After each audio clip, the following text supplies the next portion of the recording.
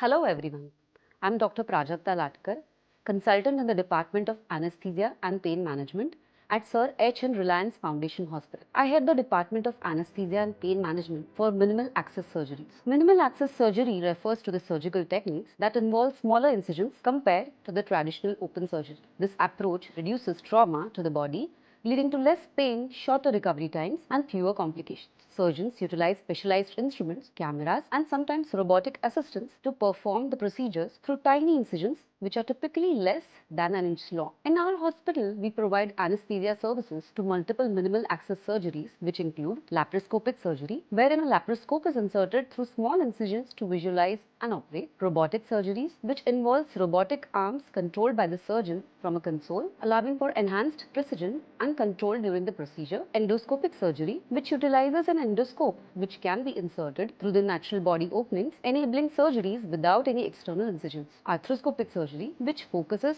on joints using an arthroscope to diagnose and treat the conditions within them. The benefits of these surgeries include reduced pain, shorter hospital stays, and minimal scarrings compared to traditional open surgeries. However, potential risks including the possibility of longer procedure times compared to open surgery and hence longer anesthesia duration. Minimal access surgery is employed to treat a variety of medical conditions across different specialties in our hospital. The most common surgeries in which we anesthetize patients are hernia surgery, colorectal cancer surgery, bariatric and obesity surgeries like gastric bypass, sleeve gastrectomies, gallbladder surgeries like cholecystectomy, endovascular conditions, thoracic surgery to treat lung cancer, gastrophysial reflux disease, and other infective chest-related conditions, thyroid surgeries, gynecological surgeries for fibroids, endometriosis, and cancers affecting the reproductive system. Overall, these factors combine to allow patients to return to their daily routines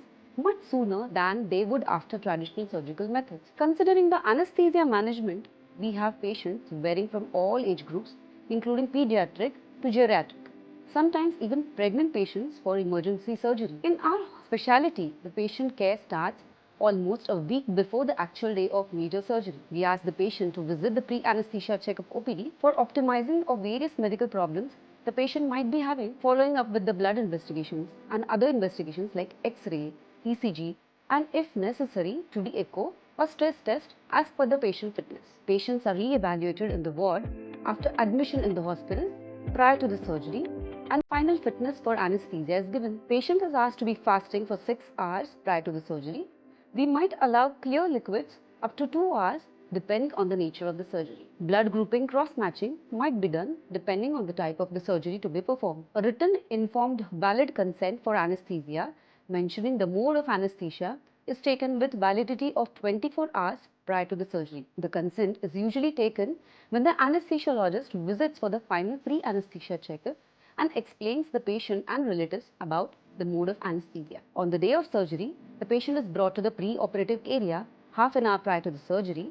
Vitals are monitored, and once everything is fine, the patient is wheeled inside the operation theatre. A variety of monitors are attached as per the global guidelines to continuously monitor the patient pre-operatively, intraoperatively as well as post-operatively. After securing a good IV access, we proceed with the anesthesia technique. If the surgery is extensive, we prefer to give epidural anesthesia prior to giving general anesthesia. The surgery is done under general or full body anesthesia. In major cancer surgeries, we prefer putting invasive lines to measure beat-to-beat blood pressure and another line in the neck to measure the fluid status of the body called as the central line. We have a specialized team who are experts in these procedures. Most important aspect of these surgeries is positioning of the patient during the surgery, which might be simple supine, which means patient is lying on the back, or lithotomy means patient's legs are folded on stands, or steep head-low position. Although the patient is knocked off under general anesthesia, it's a major task for the anesthesiologist as blood pressure variations, body fluid variations, and neuropathy can occur because of these long-standing positions. We also manage major blood loss if it occurs during the surgery by actively blood transfusions, intravenous fluids, or blood pressure increasing medications via the infusion pumps. We continuously monitor our patients throughout the surgery and post-operatively as well as in the recovery.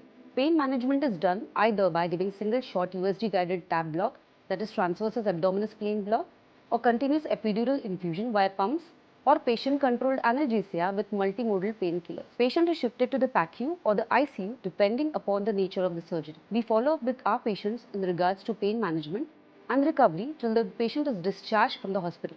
We have a dedicated pain management team which functions 24/7 in the hospital. Thank you.